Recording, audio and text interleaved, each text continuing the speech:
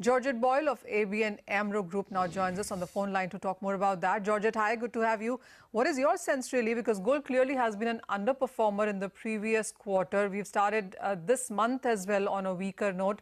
Where do you see now a bottom forming for this one? Hi. Yeah, in fact, as you said, gold has been quite weak, and the weakness started when the Chinese yuan started to slide versus the dollar since mid-June. And in fact, yeah, precious metal prices, especially gold and silver, but also other metal prices, have been under pressure ever since.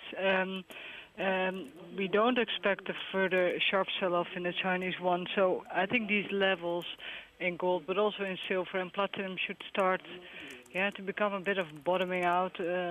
But one important thing is that the thing to watch is as well what the dollar is doing, the overall dollar move.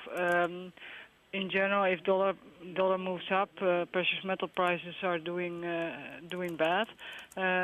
We think, however, that currently the gold prices are much more sensitive to what's happening in dollar China than what's happening in euro dollar. So, if euro dollar were to move down below 115, which we expect, but dollar China were to stabilize a bit around the current levels, we think that the downside is limited for gold prices and silver prices.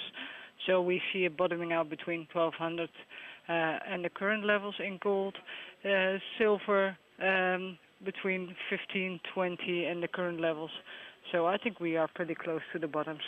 Sorry, come again on the gold prices. Do you expect the prices to break below 1200? I think it could test maybe very short-term break below, but I think we should not see much lower levels on gold prices.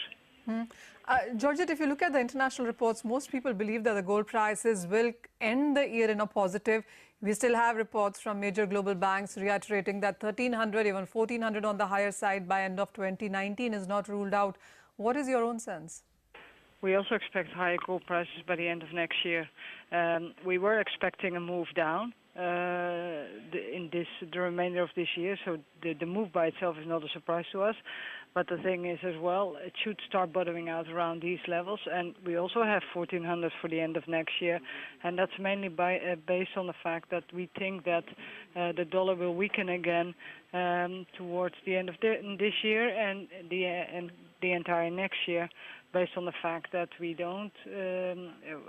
expect the peaking of the treasury yields in the U.S. as well as the peaking of growth, and that the focus will turn back to the U.S., weakening the dollar in the end. So, yeah, we do think that gold should start to recover towards the end of this year and bottoming out around current levels. Georgette, one more question. What is your sense really on the buying in case of gold? Because all the latest reports that seem to be really suggesting that whether it is jewelry buying, investment buying, ETF buying globally, all of that is something where gold really hasn't found much favor. Even the hedge funds data shows that the short positions for the metal actually have been increasing. True, but they also, if you look at the short positions, they have been as high as they ever could be, and the net positions in gold are the closest level since 2016. So I think there has been an increase in shorts and a sharp reduction in longs, and in silver and platinum you see the same, even if that's a bit more extreme over there. I don't think there's so much room anymore to shorten gold and to clear the long. So that's also in favor of the theory of probably bottoming out around current levels.